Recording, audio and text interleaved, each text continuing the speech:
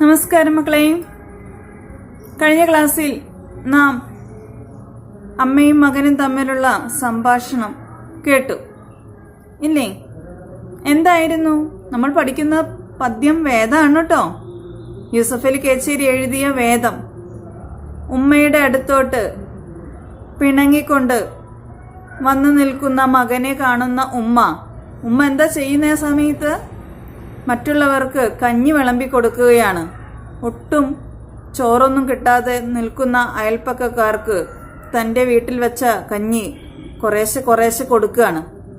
അത് അവിടേക്കാണ് പിണങ്ങി വന്ന മോൻ നിൽക്കുന്നേ. മോൻ എന്തിനാ പിണങ്ങിയത്? അവന് ചോറിൻ്റെ കൂടെ മീൻകറി ഇല്ല. അവൻ ഇത്തിരി ചമ്മന്തി മാത്രമാണ് ഉമ്മ അവിടെ വെച്ചിരിക്കുന്നത്. അതിൽ പിണങ്ങിയാണ് വന്ന് നിൽക്കുന്നത്. അപ്പോൾ ഉമ്മ പറയുകയാണ് മോനോട്. എന്താ പറയുന്നേ? മോനെ, നിനക്ക് മീൻകറിയാണ് ഇഷ്ടം എന്നൊക്കെ ഉമ്മയ്ക്ക് അറിയാം. മോൻ ഇപ്പോൾ സ്കൂളിൽ പോ. 4 മണിക്ക് വരുമ്പോൾ മോനുള്ള അയിലക്കറി ഞാൻ റെഡിയാക്കി വെക്കാം. ഇതാണ് ഉമ്മ പറയുന്നത്. മോൻ ഇപ്പോൾ കണ്ടില്ലേ, എത്രയോ ആളുകളാണ് കഞ്ഞി കുടിക്കാൻ അവിടെ കലപില കൂട്ടുന്നേന്ന്. അവർക്ക് കഞ്ഞി കൊടുക്കണ്ടേ? മോൻ പോ സ്കൂളിലേക്ക് എന്ന് പറഞ്ഞേ മോനെ സമാധാനിപ്പിക്കുന്ന ഉമ്മ. ഇനി എന്താ സംഭവിച്ചത് നോക്കാം.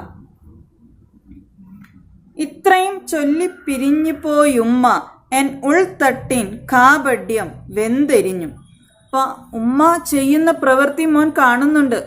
തന്റെ അയൽപ്പക്കക്കാർക്കൊക്കെ ഭക്ഷണം കഞ്ഞി കൊടുക്കുകയാണ്. കഞ്ഞിയാണ് കേട്ടോ കൊടുക്കുന്നത്. അത്രയ്ക്കെങ്കിലും കൊടുക്കുകയാണ്. തങ്ങളുടെ ഉള്ളത് കൊടുക്കുകയാണ് ആ ഉമ്മ.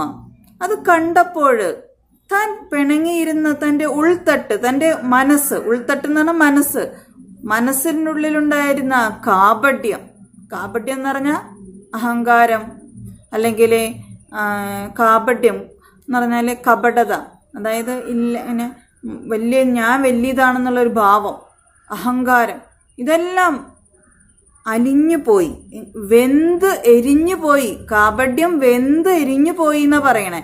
അതായത് അഹങ്കാരം മുഴുവനായി ഇല്ലാണ്ടായി. തൻ്റെ ഉമ്മ എത്രയോ പാവങ്ങൾക്ക് ആ കഞ്ഞി കൊടുക്കുന്നത് കണ്ട ആ മകന്റെ മനസ്സിലെ കാപഡ്യം മുഴുവനും ഇല്ലാണ്ടായി. അതുവരെ താൻ പിണങ്ങി നിന്നിരുന്ന ആ മകൻ, അവന്റെ മനസ്സ് പിണങ്ങിയത് എന്തിനാ? ചോറ് കിട്ടാഞ്ഞിട്ടല്ല, കൂടെ മീൻകറി ഇല്ലാത്തത് കൊണ്ടാണ്. ഇപ്പൊ ചോറ് പോലും കിട്ടാതെ ആ വിഷമിക്കുന്ന ആളുകൾക്ക് കഞ്ഞി കൊടുക്കുന്ന ഉമ്മയെ കണ്ടപ്പോ അവന്റെ എല്ലാ അഹങ്കാരവും ഇല്ലാണ്ടായി. ഇത്രയും ചൊല്ലിപ്പിരിഞ്ഞ് എന്താണ് ചൊല്ലിയത്? മോനെ, നീ സ്കൂളിലോട്ട് പൊക്കോളൂ. തിരിച്ചു വരുമ്പോ മോന് ഞാനും 4 മണിക്ക് വരുമ്പം അയിലക്കറിയൊക്കെ ഉണ്ടാക്കി വെക്കാട്ടോ. ഇങ്ങനെ ഉമ്മ പറഞ്ഞിട്ട് ഇത്രയാണ് പറഞ്ഞത്. ഇത്രയും പറഞ്ഞ് പിരിഞ്ഞു പോയി എന്ന് പറഞ്ഞാല് ഉമ്മ അവരുടെ അടുത്തോട്ട് പോയി, കഞ്ഞി കൊടുക്കാൻ വീണ്ടും പോയി. അപ്പോൾ അവന്റെ മനസ്സിലെ എല്ലാ അഹങ്കാരവും ഇല്ലാണ്ടായി, വെന്ത് എരിഞ്ഞു അടങ്ങി. ഉണ്ണാവ്രതവുമായി അന്യരെ ഊട്ടുന്നൊരെന്നുമ്മ തൻ യജ്ഞം കണ്ടു നിൽക്കെ. ഉണ്ണാവ്രതം, ഉണ്ണുന്നില്ല എന്ന് വ്രതമെടുത്തുകൊണ്ട്, അതായത് ഞാൻ ഉണ്ണുന്നതിന് മുമ്പ് എനിക്ക് മറ്റുള്ളവരെ ഊട്ടണം എന്ന് ചിന്തിക്കുന്ന ആ ഉമ്മ, വ്രതവുമായി അന്യരെ ഊട്ടുന്ന ആ ഉമ്മയുടെ യജ്ഞം, ഉമ്മയുടെ ആ പ്രവൃത്തി കണ്ടിട്ട് നീറുമെന്നുള്ളം, എൻ്റെ മനസ്സ് നീറിപ്പോയി. ഉള്ളം മനസ്സാകെ നീറിപ്പോയി. നീറുമെന്നുള്ളം കുറുകി, വിഷമിച്ച് കുറുകി ഒതുങ്ങി. പഴയരി ചോറെനിക്കുണ്ടല്ലോ വേണ്ടുവോളം, എനിക്ക് ചോറുണ്ടല്ലോ, ചോറ് കഴിക്കാൻ കിട്ടുന്നുണ്ടല്ലോ, വേണ്ടോളം ചോറുണ്ണാൻ കഴിയുന്നുണ്ടല്ലോ. അതുപോലും കിട്ടാത്തവർക്കല്ലേ തൻ്റെ ഉമ്മ ഈ കഞ്ഞി കൊടുക്കുന്നേ. അത് കണ്ടപ്പോ താൻ എത്രയോ മോശപ്പെട്ടവനാണ്. താൻ എന്തിനാണ് ഒരു കറിയില്ല എന്ന് പറഞ്ഞ് പിണങ്ങിയത്? എത്രയോ വലിയ തെറ്റാണ് താൻ ചെയ്തത് എന്നൊക്കെ ഒരു ചിന്ത ആ മകന്റെ മനസ്സിൽ കടന്നു വന്നു. ഉള്ളാകെ നീറിപ്പുകഞ്ഞു, മനസ്സ് നീറിപ്പുകഞ്ഞ് അവനാകെ അങ്ങ് ചെറുതായിപ്പോയി. പഞ്ഞക്കെടുതിയിൽ നീറുവോർ വറ്റില്ല കഞ്ഞിക്ക് ഇരുന്ന് വലഞ്ഞിടുമ്പോൾ. പഞ്ഞം എന്ന് പറഞ്ഞാൽ ദാരിദ്ര്യമാണ്. ദാരിദ്ര്യം കൊണ്ട് പഞ്ഞക്കെടുതി, പഞ്ഞം കടന്നു വന്നിട്ട് അവിടെ ആകെ നഷ്ടമായി. ദാരിദ്ര്യമായപ്പോൾ അവിടെ ഒരു വറ്റില്ല കഞ്ഞിവെള്ളം മാത്രമേ ഉള്ളൂ പലർക്കും. ഇങ്ങനെ കോരി കൊടുക്കുമ്പോൾ അവിടെ ഇവിടെ എങ്ങാനും ഉണ്ടായിരിക്കും, അത്രയേ ഉള്ളൂ. ആ കഞ്ഞി കുടിക്കാനായിട്ട് ഇത്രയും ആളുകൾ കടന്ന് കലപില കൂട്ടുമ്പോൾ ഞാൻ ചോറ് വയറ് നിറച്ച് ഉണ്ണാനുണ്ടല്ലോ, എന്നിട്ട് എൻ്റെ മനസ്സിൽ ഇങ്ങനെ തോന്നിയില്ലേ? എൻ്റെ ഉമ്മ ചെയ്യുന്ന പ്രവൃത്തി ഞാൻ ഒരു നോക്ക് കാണാഞ്ഞിട്ടല്ലേ ഇങ്ങനെ പിണങ്ങിയത് എന്നെല്ലാം ഓർത്ത് അവനാകെ വിഷമിച്ചു പോയി. പിന്നെ ഞാൻ വൈകിയില്ല. എന്നുടെ ചോറുമ ഉമ്മ തൻ പിന്നിൽ പതുങ്ങിയെത്തി. അതായത് അവൻ പിന്നെ ഒന്നും നോക്കിയില്ല, ഒട്ടും വൈകാതെ ഓടിപ്പോയി അവന്റെ ചോറുമായി വന്ന് ഉമ്മയുടെ അടുത്ത് പതുങ്ങി നിന്നു. ഉള്ളലിഞ്ഞ് ഓതി, ഞാൻ മനസ്സലിഞ്ഞുകൊണ്ട് അവൻ ഓതി. അവൻ പറഞ്ഞു, എന്താ പറഞ്ഞേ? എൻ ചോറും ആ കഞ്ഞിവെള്ളത്തിലിട്ട് വിളമ്പിക്കൊള്ളൂ. എന്റെ ചോറും ഉമ്മാ അങ്ങ് ഈ കഞ്ഞിവെള്ളത്തിലിട്ട് വിളമ്പിക്കൊള്ളൂ. അവർക്ക് വെച്ചിരിക്കുന്ന കഞ്ഞിവെള്ളത്തിലിട്ട് വിളമ്പിക്കൊള്ളൂ. പൊട്ടിക്കരഞ്ഞുമ്മ മാറോട് ചേർത്തെന്നെ കെട്ടിപ്പിടിച്ചു വിതുമ്പിമല്ലേ. ഉമ്മയ്ക്ക് സങ്കടം വന്നു തന്റെ മോന്റെ പ്രവൃത്തി കണ്ടിട്ട്.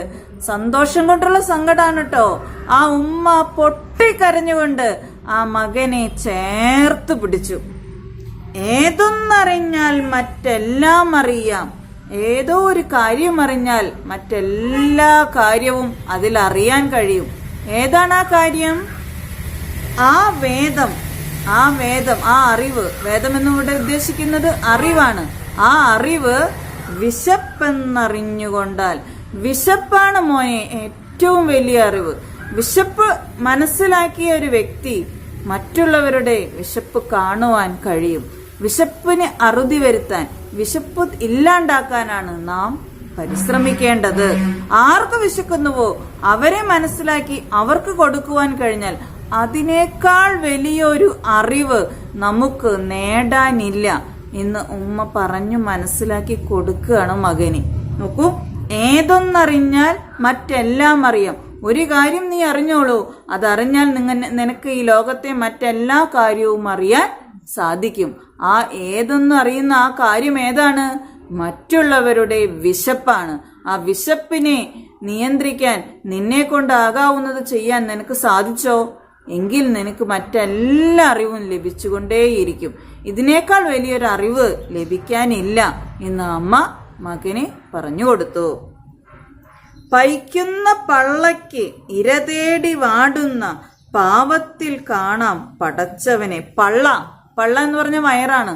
പൈക്കുന്ന പള്ളയ്ക്ക്, വിശക്കുന്ന വയറിനെ ഇരതേടുന്ന പാവങ്ങൾ, അതായത് തന്റെ വിശക്കുന്ന വയറിന് ആവശ്യമുള്ള ഭക്ഷണം തേടുന്ന പാവങ്ങളെ അവരുടെ കണ്ണുകളിലോട്ട് നോക്കൂ.